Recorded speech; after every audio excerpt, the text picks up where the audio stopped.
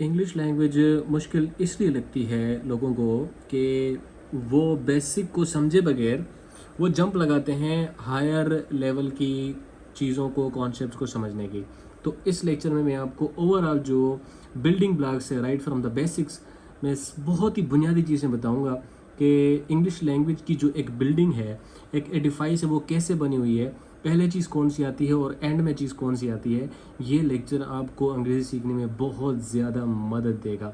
और सिर्फ ये नहीं कि अगर आप अंग्रेज़ी को किसी एग्ज़ाम के लिए तैयार करना चाह रहे हैं तो ये लेक्चर भी आपको एडवांस प्रिपरेशन के लिए बहुत ही हेल्पफुल लगेगा। देखें, सबसे पहले बेसिक चीज़ पर आते हैं अल्फ़ाबेट। आप सबको कोई भी लैंग्वेज ले लें ना, इंग्लिश को ना भी लें तो कोई मसला नहीं है, उसकी अल्फ़ाबेट आती है।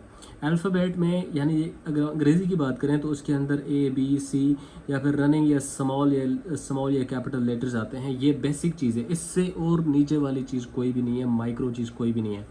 तो इसके बाद जो स्टेप आता है, जैसे हम अल्फ़ाबेट कंबाइन करके वर्ड्स बनाते हैं, ठीक है। तो वर्ड्स को फिर हमने स्टडी करना होगा, क्योंकि ये मीनिंगफुल कॉम्बिनेशन ऑफ लेटर्स होते हैं। लेटर्स को मिला के एक मीनिंगफुल वर्ड बनाते हैं। फिर वर्ड्स के अंदर पार्ट्स ऑफ स्पीच आते हैं, और पार्ट्स ऑफ स्पीच का याद करें, दूसरा नाम वर्ड क्लास है, जो 8 पार्ट्स ऑफ स्पीच है अंग्रेजी के अंदर। और मज़ीद भी आप वर्ड्स को क्लासीफाई कर सकते हो, टाइप्स, काइंड्स, फिर उसकी आइडेंटिफिकेशन में जैसे एग्ज़ाम में सवाल आते हैं। वर्ड्स मिला के दोस्तों क्या आता है, फ्रेजेस। देखें, एक चीज़ से दूसरी चीज़ बन रही है। जैसे हम साइंस में पढ़ते हैं, साइंस में जो है सेल्स मिला के टिश्यू बनाते हैं, टिश्यू मिला के ऑर्गन्स बनाते हैं। तो इससे ही एक कम्प्लीटली टैक्सोनॉमिक ह्यूमन बॉडी बनती है या एनिमल बॉडी बनती है। इस वाले से भी इंग्लिश का स्ट्रक्चर बना हुआ है। फ्रेजेस को ग्रुप ऑफ वर्ड्स कहा जाता है, पार्ट ऑफ सेंटेंसेस, सेंटेंस के अंदर हम यूज़ करते हैं। बात नोट करने की ये है कि फ्रेजेस की कोई मीनिंग नहीं होती। ये मीनिंग तो आइसोलेशन में किसी भी चीज़ की नहीं होती, आपको पता है आइसोलेशन इज़ मीनिंगलेस। अच्छा, फंक्शन होता है पर्टिकुलर। जब हम टाइप पढ़ेंगे तो वेल डिफाइंड स्ट्रक्चर इनका वेल डिफाइंड होता है, हमें पता होता है नाउन अगर फ्रेज है तो क्या स्ट्रक्चर होगा, वर्ब फ्रेज तो क्या स्ट्रक्चर होगा। टाइप्स के बुनियाद पे फंक्शन बेस्ड इसके टाइप्स होते हैं, जैसे verb phrase, absolute phrase, appositive phrase, noun phrase, adjective phrase, adverb phrase. फिर अगर हम फ्रेजेस को मजीद अगर हम डिवाइड करें तो स्ट्रक्चर के बुनियाद पर gerund phrase, infinitive phrase, prepositional phrase, participle phrase, इन दोनों टाइप्स ऑफ फ्रेजेस पे मैंने आपको डिटेल में लेक्चर अपने कोर्स में भी दिए हुए हैं। तो फिर फ्रेजेस को मिला के हम क्लासेस बनाते हैं। क्लासेस की एक्सप्लेनेशन यहाँ पर लिखी हुई है, ग्रुप ऑफ वर्ड्स। सिमिलरली अगर हाँ, यहाँ पर बात ये नोट करनी है, फ्रेजेस भी ग्रुप ऑफ वर्ड्स है, क्लासेस भी ग्रुप ऑफ वर्ड्स है। फ्रेजेस को समझाए, क्लासेस पार्ट ऑफ सेंटेंस, ये भी दोनों होते हैं। ये भी बात समझ आ रही है। यहाँ पर इसका अपना सब्जेक्ट होता है, फ्रेज का सब्जेक्ट नहीं होता, और वर्ब होता है इसके अंदर, फ्रेजेस का वर्ब नहीं होता। और मे और may not make a complete sense, sense बनाते भी हैं और नहीं भी बनाते हैं, ठीक है। अगर हम इसकी टाइप्स की बात करें, एक फंक्शन के बुनियाद पे होते हैं, दूसरा मीनिंग के बुनियाद पे। मीनिंग के बुनियाद पे इंडिपेंडेंट क्लास और डिपेंडेंट क्लासेस होते हैं।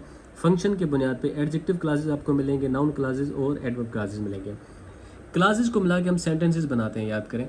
सेंटेंसेस मीनिंगफुल कॉम्बिनेशन होती है, एक मुकम्मल बामाना जुमला होता है, कंप्लीट सेंस होता है, मीनिंग होती है, और एक या दो क्लासेस पर मुश्तमिल होता है। एक क्लास आपको पता है, अगर एक क्लास होगा जुमले में तो इंडिपेंडेंट होगा, दो होंगे तो इंडिपेंडेंट या एक डिपेंडेंट क्लास भी हो सकता है।